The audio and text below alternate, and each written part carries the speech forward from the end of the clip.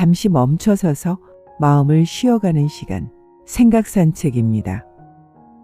오늘도 제 이야기가 당신의 하루에 작은 위로가 되길 바랍니다. 안녕하세요. 오늘은 조금 솔직한 이야기를 나누려고 합니다. 인간관계 때문에 힘들었던 경험 다들 있으시죠? 잘해줬는데 돌아오는 건 서운한 뿐일 때가 있습니다. 성의를 다했는데 상대방은 당연하게 여길 때도 있고요. 만나고 나면 기분이 좋아지는 게 아니라 오히려 피곤해집니다.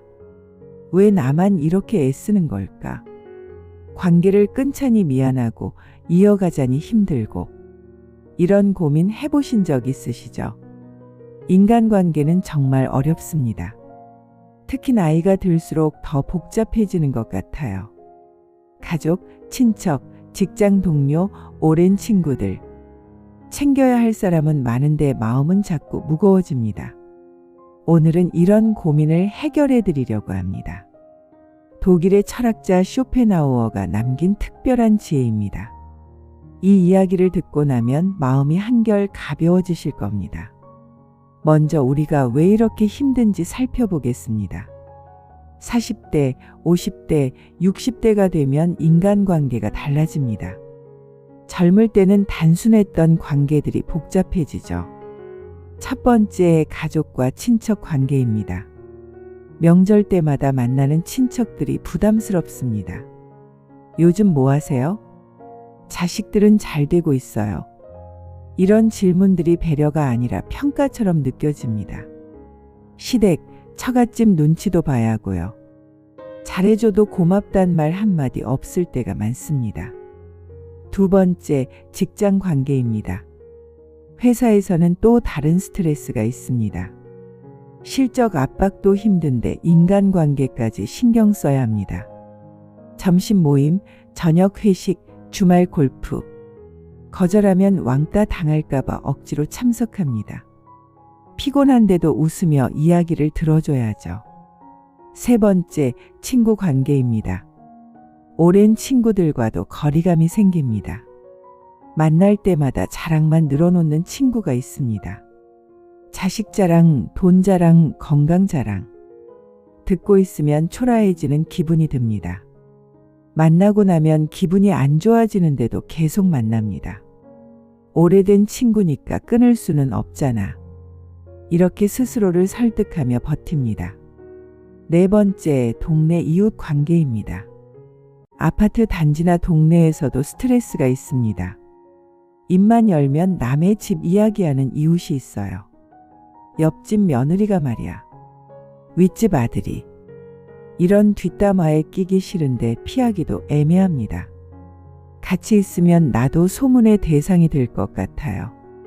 이런 관계들이 쌓이고 쌓이면 어떻게 될까요? 마음이 무겁고 피곤해집니다. 내 시간은 없고 남 신경 쓰느라 하루가 갑니다. 밤에 누우면 한숨만 나옵니다. 내 인생인데 왜 이렇게 힘들까? 이런 생각이 자꾸 들어요. 이런 고민에 대해 쇼펜하우어는 명확히 말했습니다. 불필요한 인간관계는 불행의 원인이다. 정말 단순 명료한 말입니다. 쇼펜하우어는 혼자 있는 시간을 소중히 여긴 철학자입니다. 사람들은 그를 외톨이라고 평가했어요. 하지만 그는 외롭지 않았습니다.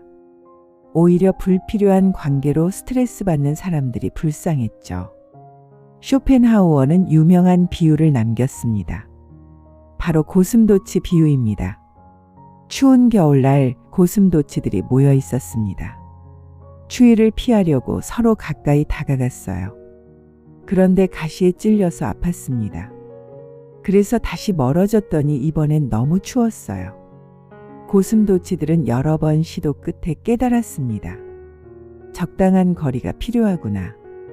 너무 가까우면 서로 상처를 주고, 너무 멀면 외롭고 춥습니다. 가장 좋은 건 적당한 거리를 유지하는 것이죠. 인간관계도 정확히 같습니다. 모든 사람과 친하게 지낼 필요가 없어요. 적당한 거리를 두는 게 서로에게 좋습니다. 쇼펜하우어의 지혜를 오늘 우리 삶에 적용해 보겠습니다. 첫 번째 깨달음입니다. 모든 사람에게 잘 보일 필요가 없습니다. 우리는 어릴 때부터 이렇게 배웠어요. 모두와 사이좋게 지내야 한다. 친절하고 착한 사람이 되어라.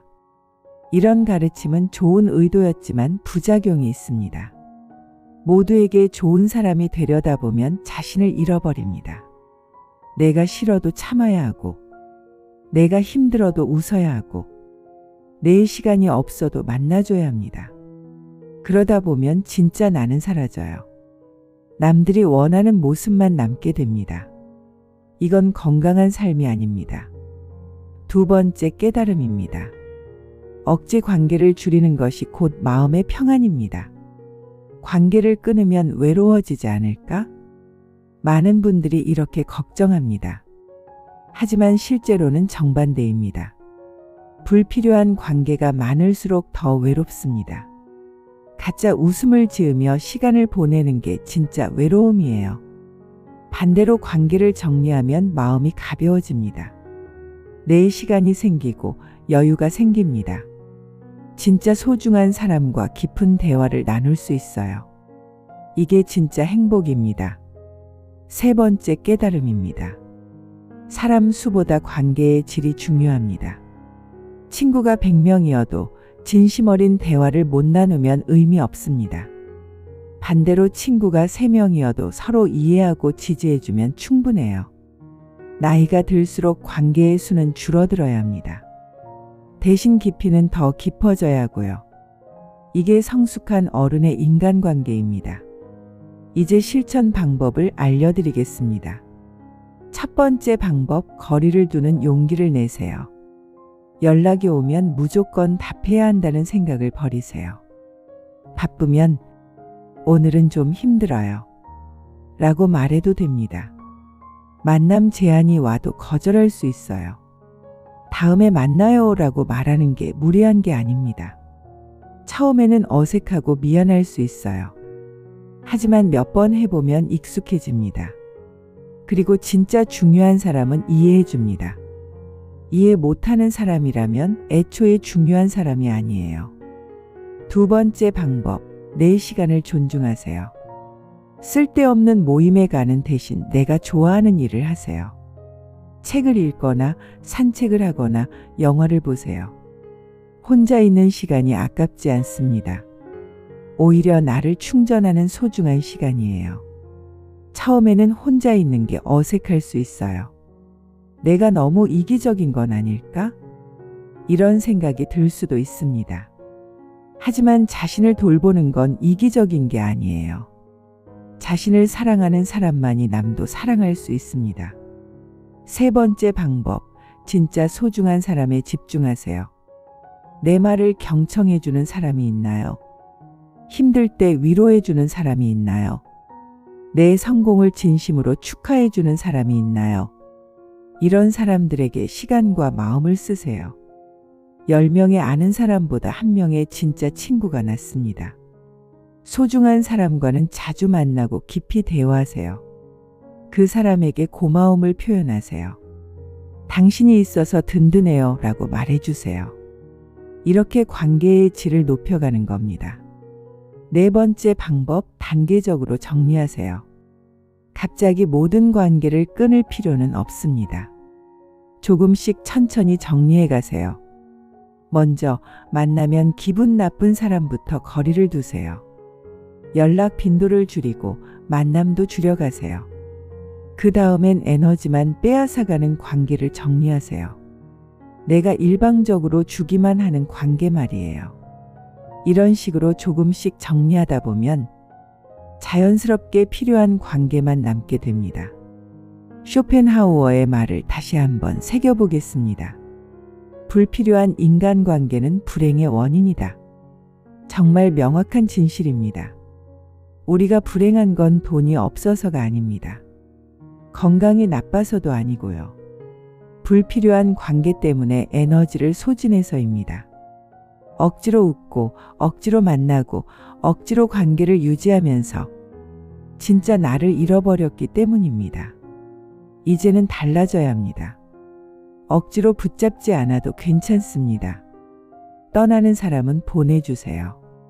남아있는 사람과 깊은 관계를 만드세요.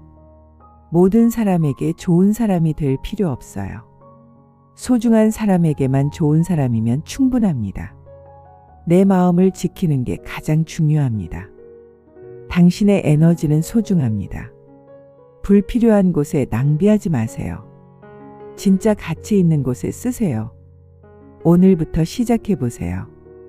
마음이 불편한 관계 하나를 정리해 보세요. 거절해야 할 만남이 있다면 용기 내서 거절하세요. 혼자 있는 시간을 즐겨보세요. 그러면 분명히 달라질 겁니다. 마음이 가벼워지고 하루가 평온해질 거예요. 쇼펜하우어의 지혜가 여러분의 삶의 평안을 가져다 주길 바랍니다. 오늘도 잘 살아오신 당신을 응원합니다. 지금까지 생각산책이었습니다.